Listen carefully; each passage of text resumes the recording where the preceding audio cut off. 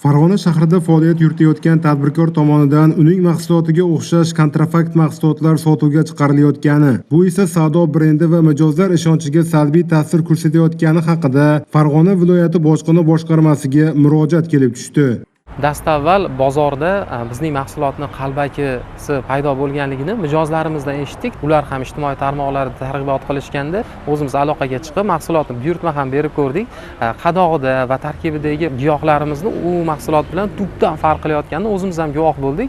Mana hozir bojxona xodimlari tomonidan bu mahsulotni O'zbekistonga kirib kelishligi bo'yicha maxsus chora-tadbirlar ko'rildi. Kontrabandaga qarshi kurashish bo'limi xodimlari tomonidan o'tkazilgan tezkor tadbir davomida oldindan kuzatuvga olingan Farg'ona shahrida harakatlanayotgan Nexia 3 rusumli avtotransport vositasi to'xtagan vaqtida xolislar ishtirokida ko'zdan kechirildi. Tekshiruv jarayonida mashinada yo'lovchi sifatida ketayotgan fuqaroga tegishli xorijda ishlab chiqarilgan, ammo bojxona rasmiylashtiruvdan o'tganligini tasdiqlovchi hujjatlari bo'lmagan tovarlar borligi aniqlandi.